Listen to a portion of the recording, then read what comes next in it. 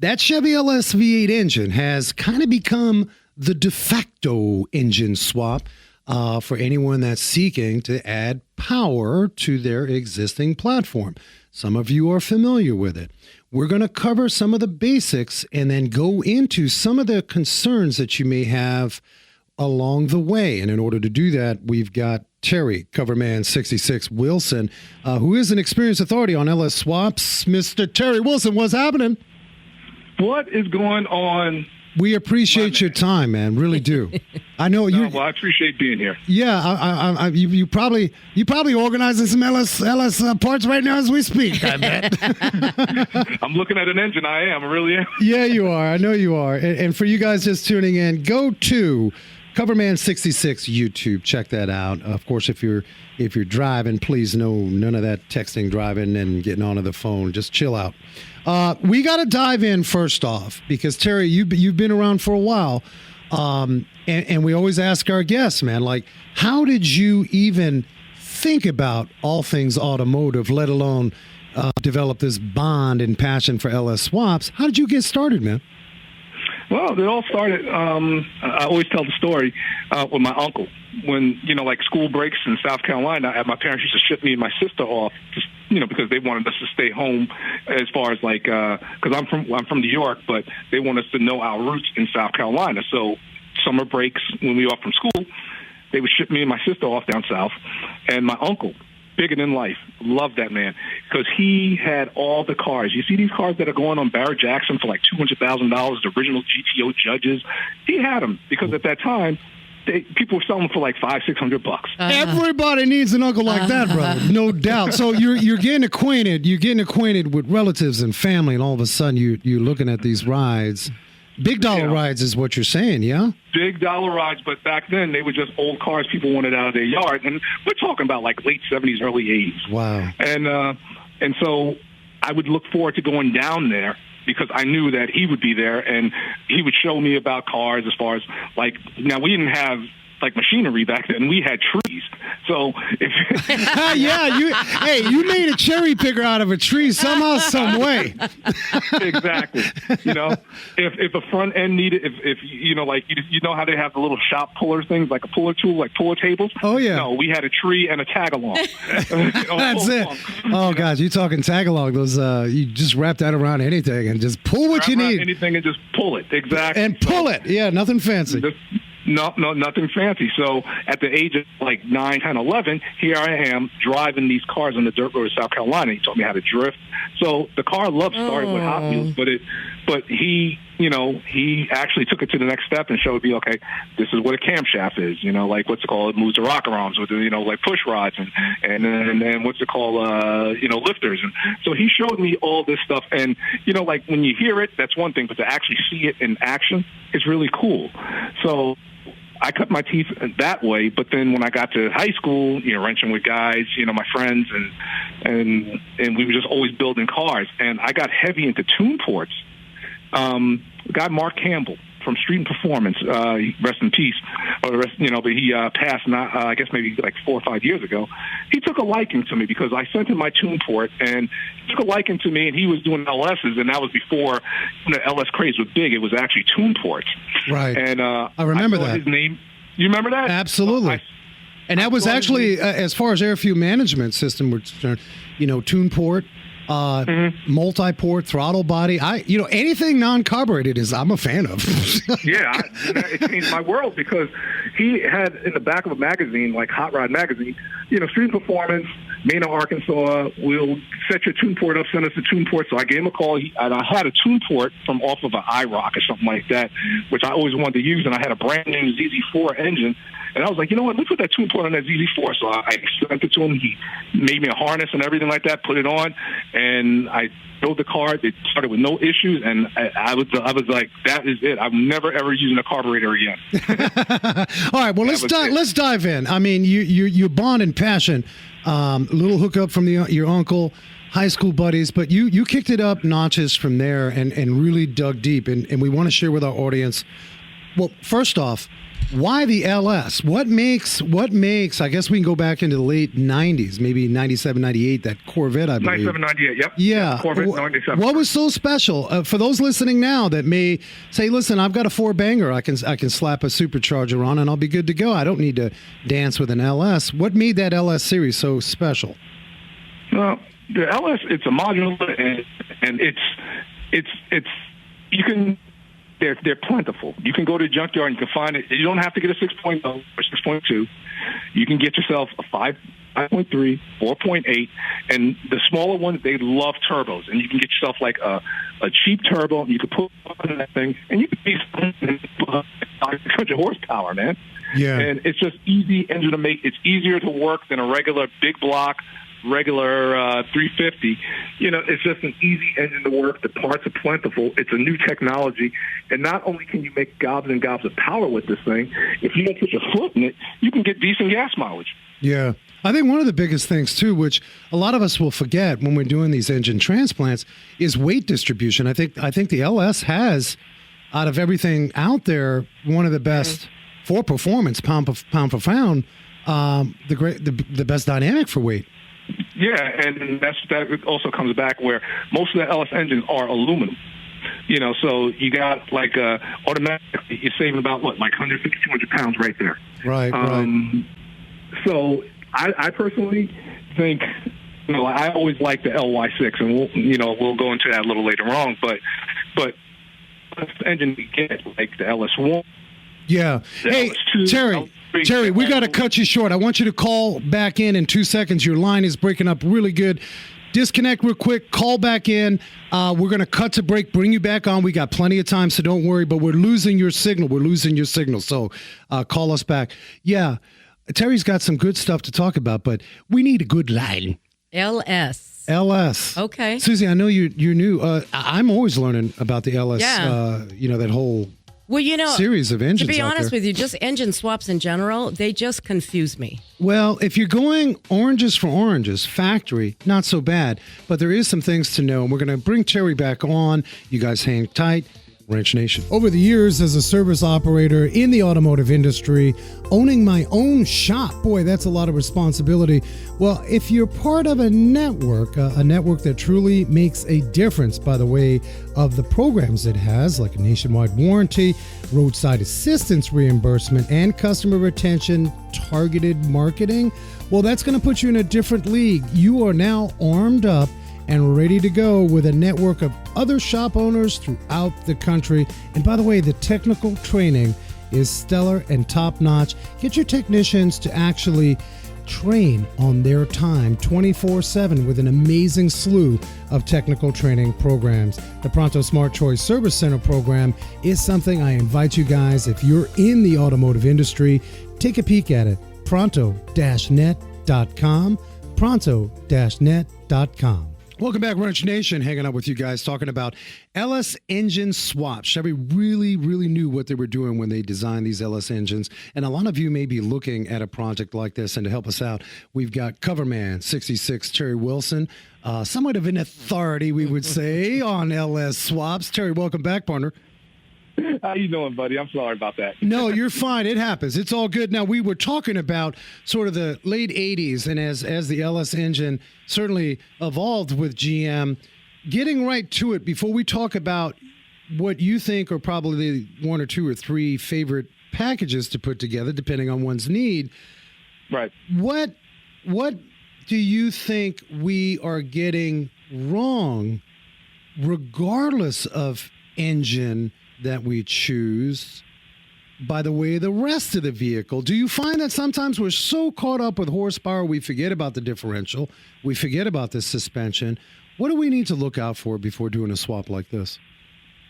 First thing you got to say to yourself is, and I tell anyone this when they ask me, what's the first thing, like you just did, you got to say to yourself, what am I going to use this car for?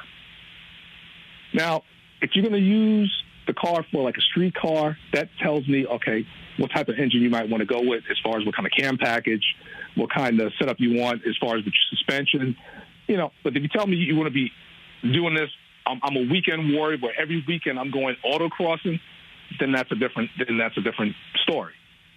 because now you got to set up the cam for quickness instead of like top end.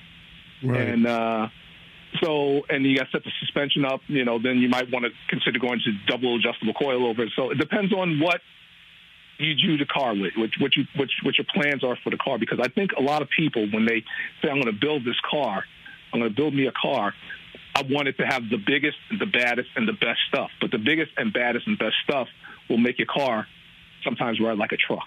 Yeah, exactly. And that's not fun. No, it's not. I want to tell you, I shared this with Ken Vella. Ken Vella's a show contributor. You know Ken Vella out of Huntington Beach. Big guy. We had an HHR that had Chevy Bel Air Susie taillights. It was like the Bel Air edition of the HHR, which is built on that S10 platform. It came in and it had an LS sitting, and I'm thinking to myself, okay, we're getting ready to do this show about LS swaps.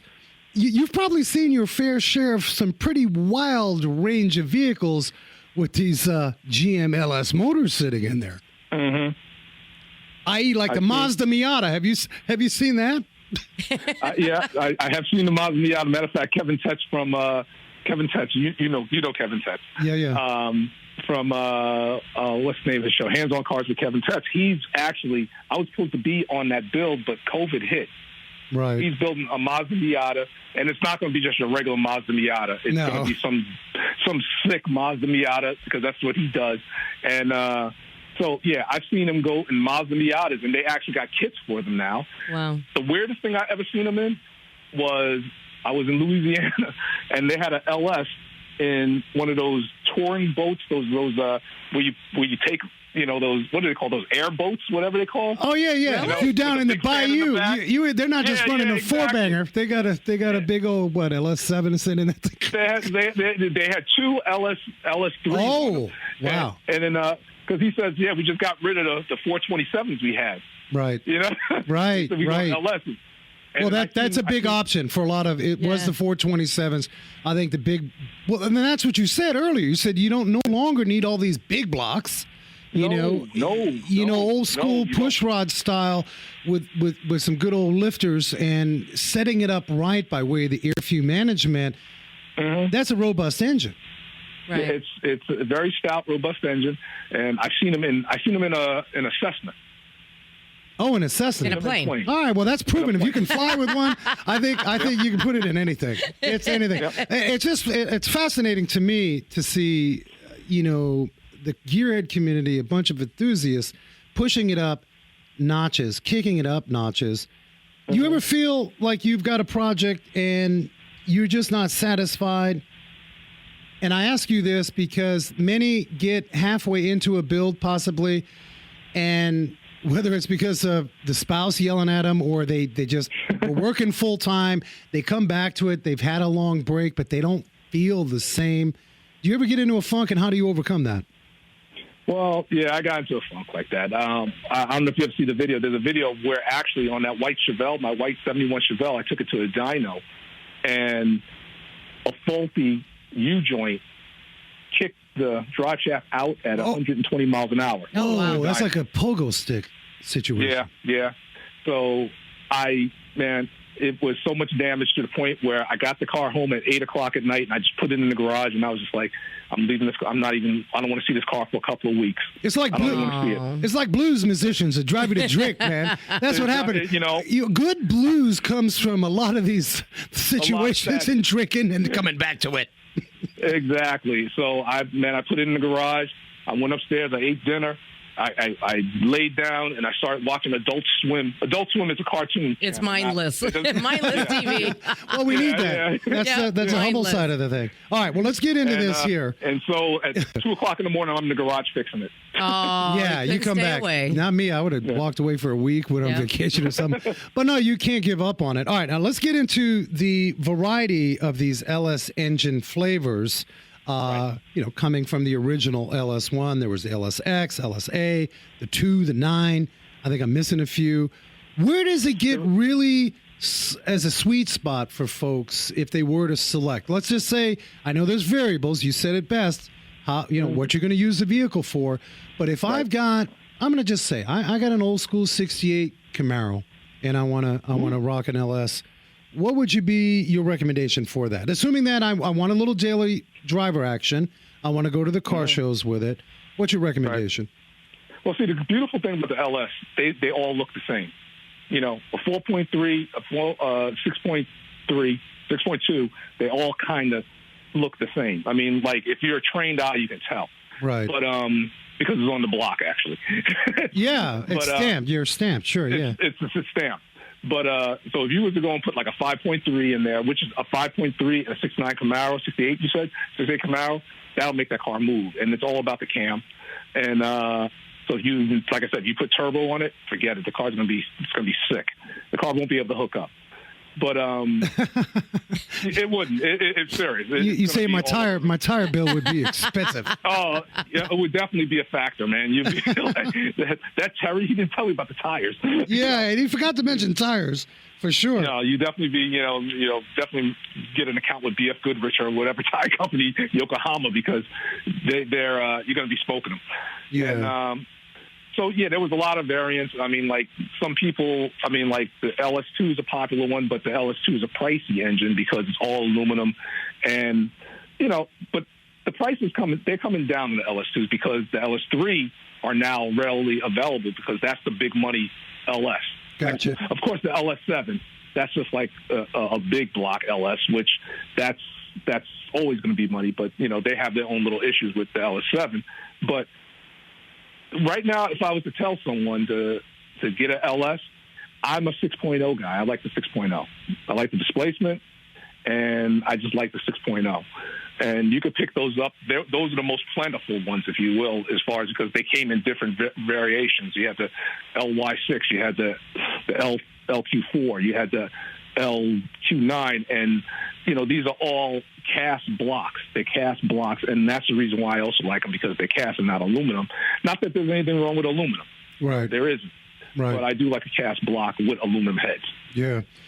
Top side of engine. Let's talk Valvetrain. In terms of some folks having to deal with a delete kit that essentially has a crankshaft that's swapped out and lifter changes. Did the LS over time and years have these issues? And you would definitely speak on the fact that the performance of that Valvetrain, i.e. camshafts, and how those setups are critical, yes? Yes. A lot of people, what they like to do is when you get these LS engines, a lot of them came with the VVT and the what's called active fuel management. Variable valve timing, yeah. Yeah, variable valve timing and active fuel management, AFM. And most people will delete that. Now, if you have an automatic, if you're dealing with automatic and you have variable valve time, I would leave that. I would just go and get a phaser, which is pretty much advanced. It camshaft phaser, sure. Too much, exactly. Yeah. I know a lot of people who are running those, and they love it because the VVT is a beautiful thing. Matter of fact, they got them in automatics and sticks now. I think the LS, they were only available in the automatics, but now with the LT engine, they have them in automatics and manual transmissions, I believe. Right. All right, so we got our power plant sitting in there, and we're not going to talk about sort of your choice of tone for exhaust because you can go bananas with exhaust systems. You go nice. Yeah, what is your favorite setup for exhaust when we're talking about an LS drop? What do you like? I like MagnaFlow. Okay. I'm a MagnaFlow head. I do like pipes. Pipes is my second choice, but MagnaFlow is my first choice because the sound is just so mellow. I mean, it's just a beautiful tone, and you can listen to your radio inside the car. Right. It isn't a drone, Yeah. So MagnaFlow would probably, and pipes is a close second. MagnaFlow would be a 10, pipes is like a 9.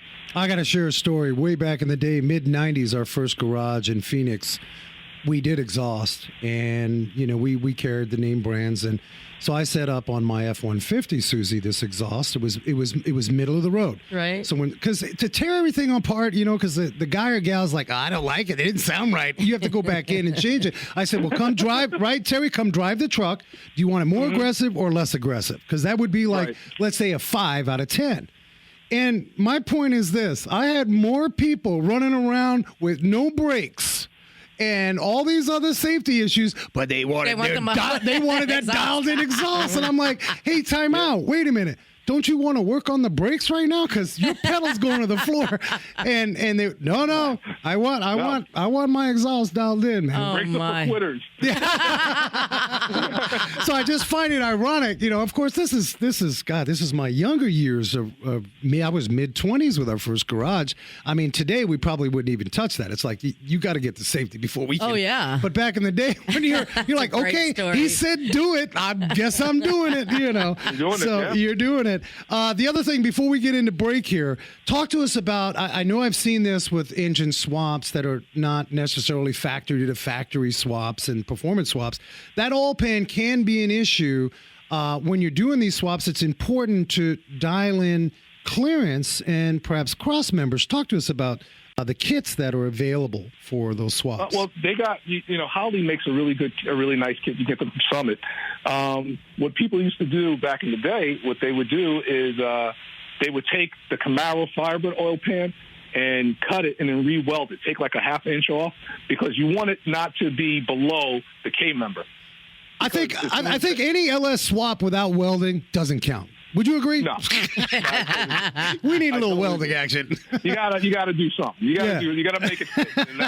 And that's how we did it back in the day. But like I said, now they got these companies where they have packages where, like BRM, they have a whole package kit where you got the engine mount, the cross member mount, and the cross member and the headers, and they work. So that's one thing I would say is if you find one company, don't go and get cross member from one company and motor mounts from another company. If you can try to get, even though that may work, if you can get all it in one package, because it's guaranteed to work, go that route. Well, not only that, I think you'll keep yourself from going crazy if you do have a hotline phone call to make. If something doesn't work out, a lot of these companies will help you by way of hotline. And if you've got like a hybrid of 5 different places, well, there's your afternoon right there. You'll be dialing up 51800 numbers. Exactly, and of course, it's none of the problems of the company that you're calling. Oh, because it's their problem. No, it's their problem. Oh yeah. Eliminate that and try to just get everything from one company. Yeah. Head on over info at Coverman66 YouTube channel. I want you guys to check that out. We're going to cut to break. We're going to talk about, all right, I've got my motor swap in there, but my wife and family is going to be driving with me. What do I do about the air conditioning? What do I do about the accessories that I may want if I'm cruising? So stay tuned, Wrench Nation. I want my mileage back. Of course you want your mileage back. And all the extra money you've spent feeding an engine gunked up with carbon. Your car needs its fuel system cleaned, and it needs it now. You need BG44K. It's the one dealerships use the most. In fact, they use BG44K almost 3-to-1 over any other fuel system cleaner made. To find a shop near you, go to bgfindashop.com. That's bgfindashop.com. I got my mileage back. BG. Welcome back, Wrench Nation. Get on to wrenchnation.tv. If you slide in and out of the show, check out the podcast that's uploaded every Sunday. We are talking the LS swaps and the variety of LS swaps, and we're honored to have Terry Coverman66, who actually has his garage shop, the garage shop, which is like a lot of you, man, a home shop, which is awesome. And he builds a ton of these cars out of his shop. And more importantly, he is sharing as much as he can with you. Now, there's a lot of YouTubeage about the LS, and you can find some of those channels, but Terry does an awesome job, and I want you to go. Info at Coverman66. Check out YouTube. Terry, welcome back to the show, man. It is my pleasure. Like I said, I can't say it enough. I appreciate it. Yeah, no, right on. We appreciate you. And there's something to be said. We've had Eric the Car Guy. We've had Humble Mechanic. We've had a few of these, like, million sub plus right. YouTube. Well, we had Scotty Kilmer. Yeah. And one thing that, Scotty's a hoot. He's a hoot, but he's doing his thing. My point is this. It's all about just trying to share some of the knowledge, and I admire that you do that. And I admire that we live in a world now where digitally we can share that. So kudos to you. Yeah. And well, I appreciate it because, like, even some of my friends are like, "Oh man, you got to do it for the money." I'm like, no. Yeah, no. You do it for the passion. What you love. Yep. And Yeah. you do it with a passion, and you do it to want to actually help people build their dream instead of trying to buy their dream. And the money will come if it is meant to be. That's and, right. And that's not what this is about. That's right. That's not what it's about, you know. That's right. Well, what I appreciate, in fact, one of your videos, you guys check out Coverman66 on YouTube. One of your videos, well, you just explained, actually, we can use that as an example, which keeps it raw and real about the mistakes, is that U-joint. You had everything, and bam, here's this U-joint that came apart, and it's like, that stuff happened. That's real world, you know, and we can appreciate it. Susan, Now, I'm going to back up a little bit. Now, you made mention that when you do a swap, depending on what you're going to use it for, but you said it was like it might drive like a truck. The reason why I asked this is because I want to know what drive like a truck means, because I have a 58 Chevy Del Rey. the world famous Del Rey Yep. build. And although I've never driven it because I went backwards with it. It's with a paint. secret. It's a secret build. We're going to have the reveal later on, hopefully this year or in 5 years. We don't know yet. But the engine was swapped with a 56 truck engine. It was an inline 6 235 in there. Is it going to drive like a truck? And if it is, what does that feel like? Well, let me back up. Okay, when I said that drive like a truck, I was referring to more or less suspension. Yeah. Ah. All about the suspension. Yeah, when people go and buy the latest and greatest, like, oh, you got to get the Delu rim, you got to remove your rubber bushings and go with these special solid but firm, polyurethane, bushings. That's going to take away from the ride. That's when you. Well, it'll stiffen it up. Yeah. It's going to stiffen it up, and it's going to make it. You're going to feel every bit of the road, and that's cool. I tell anyone, if you're building yourself an autocrossing car, that's strictly our track car. That's strictly going to be track. You're going to tow it there, maybe drive it every now and then. Then yeah, put all that hard stuff on there. But if you build a car to ride with your family, and all this, there's nothing wrong with rubber bushings as far as body bushings, because even if you take a rubber bushing off from a car that's like 50 years old right now, it's still intact. Sometimes they're still intact. So that rubber bushing saw winters, that rubber bushing saw rain, salt, sleet. It saw all of that. But now these cars, they're mostly in the garage. So that rubber bushing will probably outlast the car, and you're going to get a comfortable ride. Now, there's nothing wrong with poly. Poly is next in line.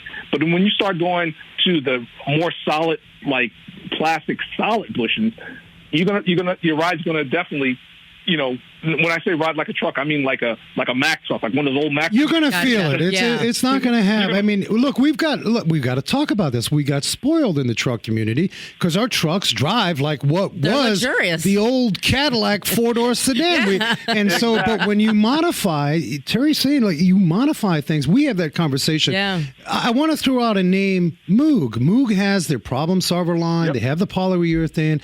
And with our truck community, we're careful about that conversation because, yes, it is going to stiffen the ride a little bit. It will last longer, but if you're that truck owner that's driving off-road, you're driving a construction site, and you're like, well, I have another car that's going to be my touring car if I'm going to San Diego or if I'm going to the Jersey Shore. I got another car for that touring feel. So again, it goes back to what do you need the vehicle to do for you? And Exactly. Either way, just get the fuzzy dice on that I'm Del going to Rey. get the fuzzy dice. That's it. That's what I say. Get the fuzzy dice on the Del Rey. Now, if you want the car to handle, Yep. because there's a give and take. There's always going to be a give and take. Whenever you do something, like positive, you may feel a negative, repercussion from it. So, if you're going to go and, to me, if you're going to go and change certain things, like as I get older, 8 year ago, Terry, I'm going to go autocrossing every weekend with my Chevelle. That was how it was when I was building the car. Every weekend you're going to see me at the track. I'm going to autocross my car to the drag strip. That was my methodology back then. Since then, I may have took that car autocrossing 3 times. Oh. Now, it's set up for autocrossing, which is a rush. It's a comfort. Sure. It's not. It's a comfortable car, but it'll take a turn. But I'd rather have, at 90 miles an hour, take a turn. But I'd rather have a car that's more comfortable, takes a turn at 60 miles an hour. This is today Terry talking. You got to think about the future you and what you want the car for. Right. And build it for that. Yeah, no, you said it best. And I think, as I said, we've had a ton of guests on in the past, and whether they're builders or whether they're world-renowned collectors like Joe Bortz, who's got the concept car collection. Wow. You know, this is that was actually an unbelievable show because he took what was those sort of concept cars during the 50s and 60s where GM said, hey, it was a yard out of Detroit, War Hoops, I think was the name of the yard. Mm-hmm. GM said, hey, can you make these cars disappear? And he said, yeah, these cars, we'll make them disappear. Well, some of them disappeared for good, but a lot of them had just trees going through them, and Joe Bortz came in, got those cars. My point is, he was able to restore that, but the question he asked him every time with every vehicle, what's the purpose and mission? What's the end game? What are we trying to do? Is this going to be a museum piece? John D'Agostino. John D'Agostino would take a $150,000 car. John D'Agostino is the guy that has vehicles all over the world. In fact, out in La La Land in Hollywood, if you go to that store, that beautifully restored Elvis Presley Cadillac is sitting there. Yeah. But my point is, now he's high end. He'll take a $150K ride that he bought and then rebuild it and turn it into a $500,000 ride. I mean, you got to ask yourself, what are you doing? What's the end game? Yep. And, really, guys, you guys tuning in, the LSs are available. They're plentiful. But really, we're speaking to the point of whatever weekend build you have, research. Speaking of research, I want folks to know, Terry, if they want to get a hold of you, how do they get a hold of you right now? Coverman66. That's on YouTube. Terry LSX on Instagram. I just opened up another because I've reached my limit on Facebook, but it's also Terry LSX. But I just created another Coverman66 page on Facebook because, like I said, I reached my ceiling of 5,000 followers, friends. So now I had to make a public page. Facebook with their public figure page. Authority, their authority. You can't have more than 5,000. You need to come over here. It's so confusing. It is. I had to, exactly. Yeah. And I have a Twitter account, but I very rarely use that. I usually mostly Instagram. Yeah. I think I'm the only one out there using Twitter. Quite frankly. All right, listen. We can't forget to talk about. Folks know where to get a hold of you if they have some questions. I did break off real quick. We talked about the creature comfort items. My wife and my children want to get behind this Big Daddy power plant. What's your recommendation for AC kits if we were to do an LS swap? It's funny because I just picked it up because I'm doing a 67 Chevelle now. I went on Craigslist and I found a guy who did a vintage air swap. But he took out all his original GM AC. And I bought that. See, I like the GM because I like heat. And the GM, everyone knows GM has really good heat. So I'm going to put that back to an original AC car. And but on my 69 Camaro, I got vintage air. On my Chevelle, on my other Chevelle, because I got a couple of them, vintage air. Right. So there's a ton of these sort of hybrid kits that you get. You mentioned heat had us my eyeball because we're in the desert, man. 110 degrees a day. Most people with a power plant engine surgery must have the AC, or else they're getting kicked out of their house. Somebody's going to be upset. I'll tell you that right now. You get the vintage air set up. Like I said, it works great. Nice. And I got a 69 Chevelle. I'm sorry, 69 Le Mans I just picked up, which I'm getting ready to convert to a GTO. That's going to have vintage air as well. Is Vintage Air a company? Mm-hmm. Or is it a kit? It is. It's a company that makes a kit. Okay. Vintage Air, yeah. So that's where I would go for the 58. If you're looking for the 58. Yep. Vintage Air would be, yes. Yeah, would be they're the main source for that. Very good. I'll call you, Terry. All things heating and ventilation. I'm going to call Terry. Right, we can't let Terry go. We just got a couple of minutes. Terry, you got a phone call. Here you are doing YouTube. You're living, you're vibing, you're in the garage, you're building, doing all these great things. You got a phone call from Discovery to do the Jesse James Monster Garage series, which is made a comeback. In fact, share that story, man. How was that? How did that phone call go down, and what was in your stomach? Did you think it was a joke? Well, I got one of my friends was on the show, and he showed a guy, one of the producers, my videos, and the producer was like, "How can I get in touch with this guy?" And And they called me up, and again, I thought it was like a joke. and after, like I did my backflip, like when I realized it was legit, they gave me the information and they sent me over all the paperwork and a couple months later, because we were supposed to film in last April. We didn't get to film until last January. So it was like 2 months we had to wait because of the whole COVID thing. Right. And so I was on, like, oh, they're going to change their mind, or whatever, such and such. But they didn't. They flew me out there for a week over in Texas, and it was great. Everyone was great. We had a good time. And that's what it was all about, is having the experience. And you can't help but to grow by being, because they pick like the best of the best people, like as far as the best welders. Well, man, you're the best of the best. Come on now. Excuse me? You the best of the best. Come on now. We voted. We voted right here. We Wrench voted you're the Nation. best of the best. Hashtag Wrench That's Nation. right. Woo-hoo. Ray said that. Woo! I appreciate it. Coverman 66, man. We're fans of Coverman 66. It was beautiful to be arm's length and take advice from Jesse, because he gave you advice on how to weld and how to do things.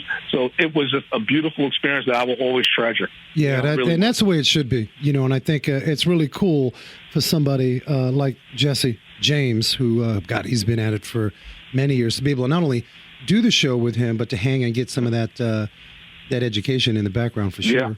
Yeah. All right, listen, before we roll out of here, any future projects you got cooking that you're ready to roll out? You talked about, you said the Pontiac Le Mans that you just picked up? Pontiac Le Mans, it's at the point where I'm picking up parts, but the 67 Chevelle, that's getting ready to go into rotisserie hopefully this weekend. And we're going to start banging that one out. We got all the parts that we need. It's just a matter of just going ahead and doing it. And then there's going to be a 56 Bel Air project, which is going to be kind of fun because I like the 56. My friend likes the 57. And my other friend, we call ourselves the Valley Boys, he likes the 55. There you go. All right. Nice. We're going to all build them at the same time, and then we're going to post it on YouTube and everything like that. That is Nice. so cool. Which car do you like? This is what we're going with this one. So we got a couple of competitions going on. Nice. That's the way. You know what, Terry? It's a pleasure to have you on. You guys get over to Coverman 66 YouTube. Check out the channel. Hit that subscribe, and if you can, the notification. Great information. Terry, you're a rock star. We hope to meet you soon, man. Yep. SEMA's coming. Yeah, we definitely got to funk it up, man. We definitely got to hang out. That's it. Right on. Yeah, I mean, That's cool. he's a humble cat. Susie, if you're at home working on the 58 Del Rey and you get a phone call and they say, we want you on this TV show, that'd make you butterfly a little bit. Oh, my gosh. And then COVID comes and you're like on the sidelines. You're like, oh, is this going to still happen? Exactly. But you'd be the first one I'd call. you'd be like, Guess what? Well, guess what? We're going to be on TV. Until then, it's the Big Daddy Wrench Nation show that we're proud to share with you guys. But please get onto YouTube. Check out Coverman 66. And I got to tell you that we have a great show next week. We are going to have the folks from McGuire's on. Yeah. McGuire's. How many of you getting your car wax wrong? Think about it. I'm not perfect at it, but it doesn't always work out. So McGuire's going to come on. We're going to dive into all the cleaning of your ride, waxing of your ride, and then most of you have had the scratch in this supermarket parking lot. How do you deal with that? So next week's show, McGuire's folks are coming on. As I tell you, people every week, man, be safe and hug a mechanic.